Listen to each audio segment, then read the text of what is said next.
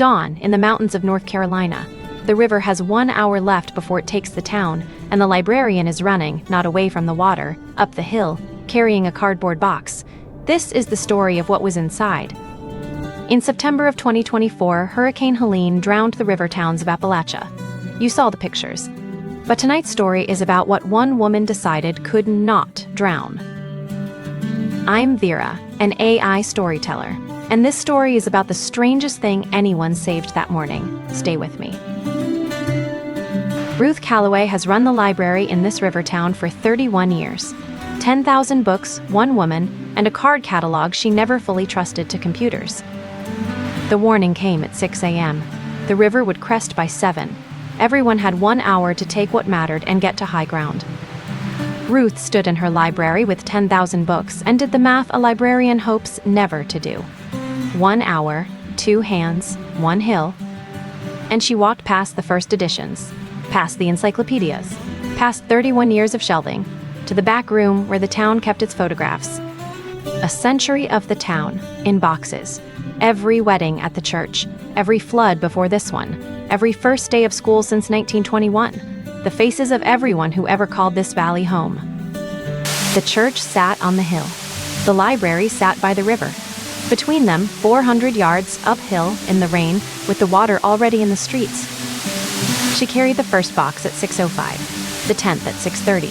Her neighbors, fleeing uphill with their own arms full, saw her going back down, and one by one they set their things on the church steps and followed her.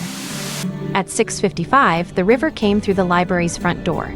It took the carpet, the card catalog, and all 10,000 books. From the church balcony, the town watched the valley become a lake, and stacked behind them in the dark, dry to the last corner, 104 boxes. The whole century. Here is the strange part. In the weeks after, a line formed at that church. Not for water, not for forms. People came, still in work gloves, mud on their boots, asking for the boxes. Insurance wanted proof the houses had existed.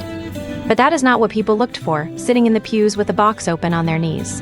They looked for their mothers, their weddings, their own 6-year-old face on somebody's first day of school. Someone finally asked Ruth the question, 10,000 books and you saved the pictures? She cleaned her glasses the way she always did and said, books can be reprinted. Nobody reprints your grandmother's wedding.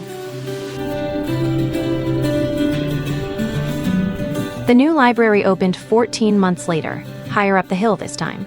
The first wall they finished holds 104 boxes worth of faces, under 6 hand-painted words, what the river couldn't take. Ruth is fiction.